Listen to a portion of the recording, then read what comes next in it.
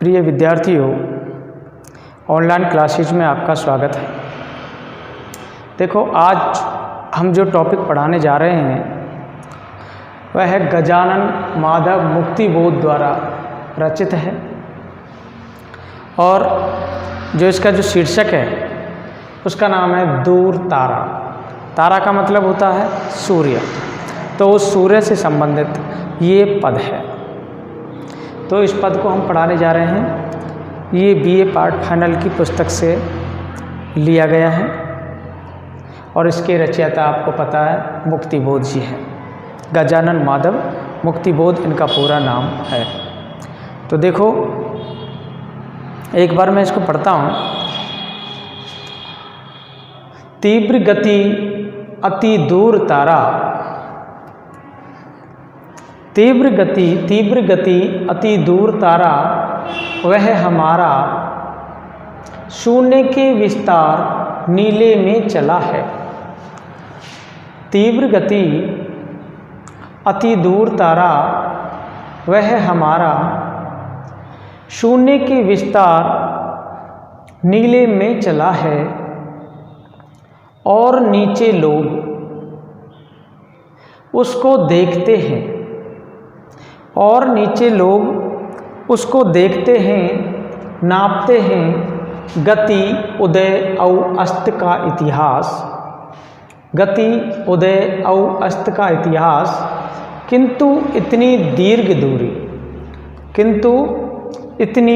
दीर्घ दूरी शून्य के उस कुछ न होने से बना जो नील का आकाश, शून्य के उस कुछ न होने से बना जो नील का आकाश, वह एक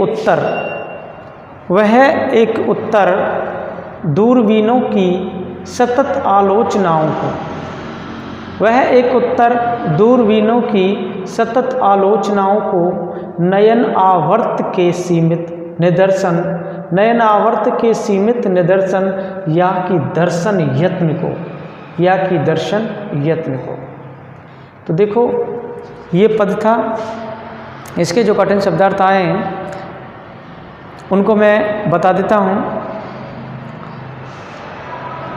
तीव्र कठिन शब्दार्थ,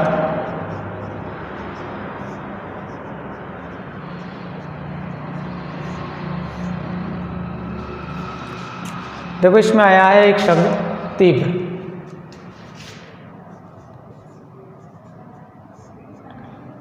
तीव्र का मतलब होता है तेज, बहुत अधिक।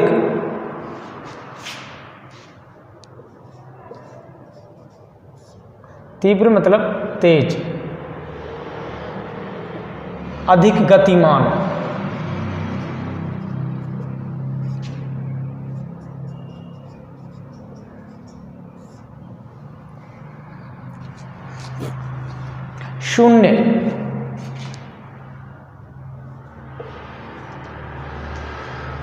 शून्य का मतलब होता है आकाश। शून्य का मतलब क्या होता है? आकाश। देखो, इसमें शब्द आया है दीर्घ, किंतु इतनी दीर्घ दूरी। दीर्घ का मतलब होता है, दीर्घ का मतलब लंबा या लंबी, कुछ भी है। दीर्घ में लंबी या बहुत अधिक। यहाँ पर बहुत अधिक का भी प्रयोग कर सकते हैं। लंबी, बड़ी, बहुत अधिक, दीर्घ।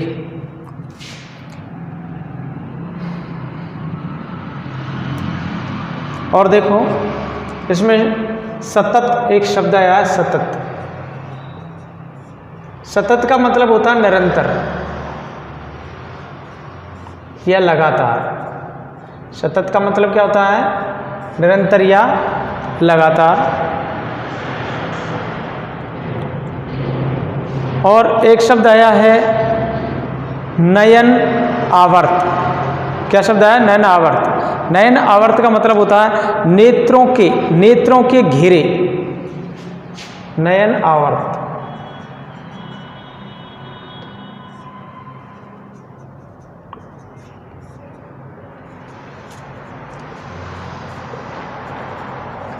नेत्रों के घेरे। ये इसके कठिन शब्दार्थ हैं।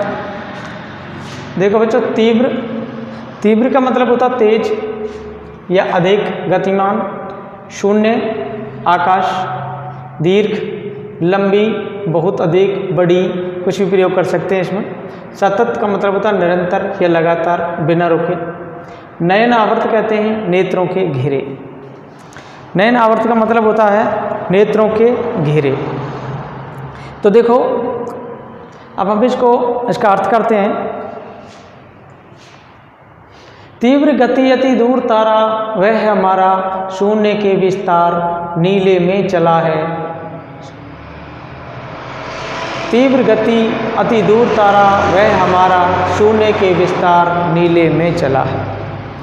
देखो ये जो प्रस्तुत अवतरण है, ये जो अवतरण है ये मुक्तिबोध द्वारा रचित है। ये दूर तारा शीर्षक कविता से उद्धृत किया गया है।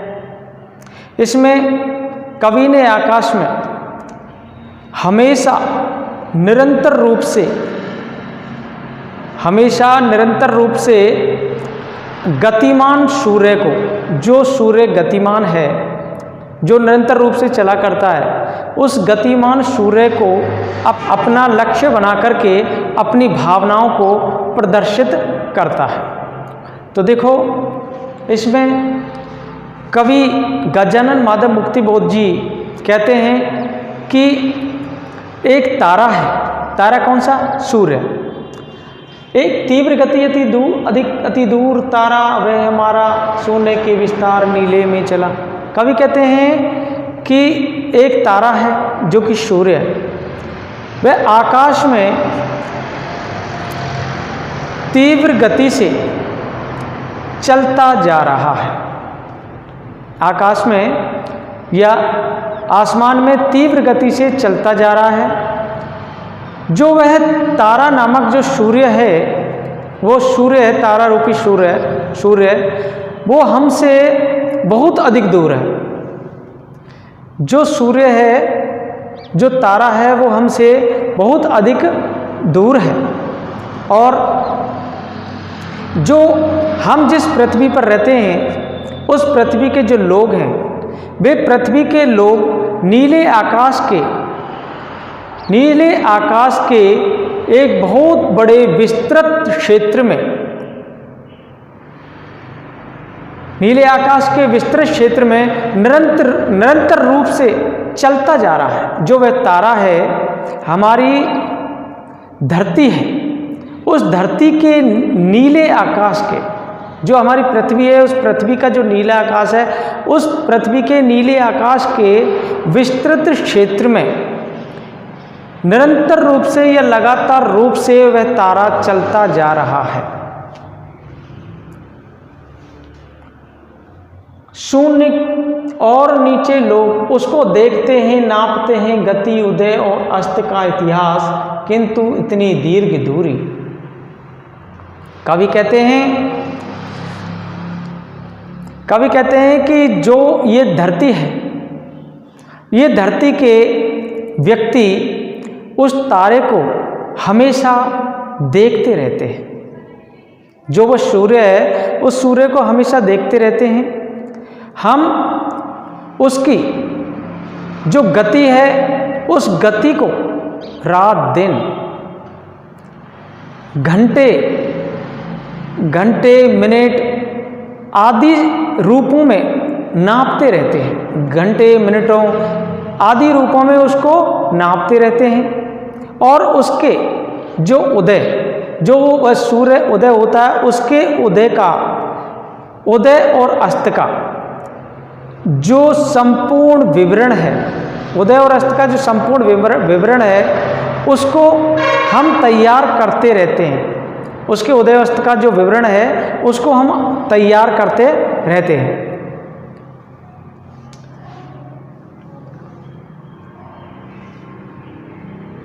शून्य के उस कुछ ना होने से बना जो नील का आकाश, वह एक उत्तर। कवि कहते हैं कि पहले जो खगोल शास्त्री थे, खगोल शास्त्री के, खगोल विद्या के ज्ञाता जो ज्योतिषी होते हैं, खगोल शास्त्री कौन होते हैं? ज्योतिषी। जो ज्योतिषी और खगोल वैज्ञानिक कहते हैं जो पृथ्वी के विषय में जानकारी देते रहते हैं, तारे नक्षत्र इनके विषय में जानकारी देते रहते हैं। तो कवि कहते हैं कि पहले खगोल विद्या के जो ज्ञाता ज्योतिषी और खगोल वैज्ञानिक हमारे सौर मंडल का जो सबसे बड़ा तारा है वो कौन सा है? सूर्य है। उस सूर्य की गति को नापते रहते हैं और इस तरह वे उसके नापने का प्रयास करते रहते हैं, परंतु वह तारा हमसे इतनी दूर है कि उसका हम सही तरह से उचित अनुमान नहीं लगा सकते, उसका ज्ञान हम नहीं कर सकते। ये हमारे लिए बहुत अधिक कठिन है। क्यों? क्योंकि उसके अत्यधिक दूर होने से ये आकाश एकदम नीला दिखाई देता है। दूरबीनों की सतत आलोचनाओं को नयनावर्त के सीमित निदर्शन या कि दर्शन यत्न को कवि कहते हैं कि जो वैज्ञानिक हैं वे दूरबीन जो दूर की वस्तुएं नज़दीक दिखाई देती हैं, दूरबीन कि वैज्ञानिक दूरबीनों से निरंतर उसकी जो गति है, चाल है, उसका अध्ययन करते रहते हैं। उस सूर्य की गति एवं चाल का अध्ययन करते रहते हैं और जो आँखों के जो घेरे हैं, उस आँखों के घेरों को अपनी सीमित शक्ति से उसे देखने का प्रयास करते रहते हैं। अपनी सीमित शक्ति से उसे देखने का प्रयास करते रहते हैं, परंतु निरंतर प्रयास करते रहने पर भी वे सही तरह से जवाब नहीं दे पाते कि वह हमसे काफ़ी दूर है, वह अज्ञेय है, अगोचर है। उसे देखने की शक्ति एवं साधन हमारे पास नहीं है, अगर है तो बहुत ही सीमित मात्रा में है। तो देखो सूर्य, ये प्रतीकात्मक शैली में लिखित पद्य है। इसमें यमक और अनुप्रास अलंकारों का भी प्रयोग किया गया है। देखो बच्चों, ये नेक्स्ट पद है, ये इसी का नेक्स्ट पद है। इसका हम अर्थ करते हैं, पहले पढ़ते हैं। वे नापने वाले लिखें उसके उदय और अस्त की गाथा। वे नापने वाले लिखें उसके उदय और अस्त की गाथा, सदा ही ग्रहण का विवरण, किंतु वह तो चला जाता, व्योम का राही भले ही दृष्टि के बाहर रहे, उसका विपत ही बना जाता। भले ही दृष्टि के बाहर रहे, उसका विपत ही बना जाता। देखो, इसमें कोई कठिन शब्दार्थ ऐसे नहीं आए हैं। व्योम आप जानते हैं, व्योम का अर्थ होता है आकाश, और एक शब्द आया विपत। विपत का मतलब होता है रास्ते से भटक जाना।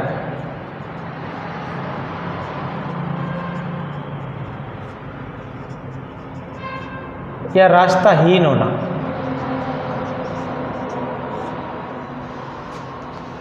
रास्ते से भटक जाना या रास्तेहीन होना विपत का मतलब होता है। व्योम माने आकाश होता है। अब उसी सूर्य के विषय में सूर्य की गाथा का वर्णन किया गया। इसमें देखो, वे नापने वाले लिखें उसके उदय और अस्त की गाथा, सदा ही ग्रहण का विवरण, किंतु वह तो चला जाता। व्योम का राही भले ही दृष्टि के बाहर रहे, उसका विपत ही बन जाता। देखो, ये आपको पता ही है मुक्तिबोध द्वारा रचित पद है, उसी का अगला पद है ये। और इसमें सूर्य के उदय होने और अस्त होने तथा उसके प्रभाव का वर्णन किया गया है। उसके उदय होने और अस्त होने तथा उसके प्रभाव का वर्णन किया गया है। और उसकी जो सौरमंडल की स्थिति है एवं उसकी सृष्टि के यथार्थ की सुंदर व्यंजना भी इसी में की गई है। तो देखो कवि मुक्तिबोध जी वर्णन करते हुए क्या कहते हैं। कवि मुक्तिबोध वर्णन करते हुए कहते हैं कि धरती से सूर्य, हमारी जो पृथ्वी है, उस पृथ्वी से सूर्य कितनी दूर है। वे नापने वाले लिखें उसके उदय व अस्त की गाथा, सदा ही ग्रहण का विवरण, किंतु वह तो चला जाता। कवि कहते हैं कि पृथ्वी से सूर्य कितनी दूर है, उसके उदय होने तथा अस्त होने का जो नाप है, उसकी जो माप है, उसका जो उदय और अस्त होने की जो परिमाण है, उसका उदय और अस्त होने का जो परिमाण है वह कितना है। इस बात को जो ये जो बात है, इस बात को भले ही खगोलवेत्ता कितना भी लिखते रहें या उसका कितना भी अनुमान लगाते रहें और अपने अपने विचार व्यक्त करते रहें, और चाहे वे सूर्य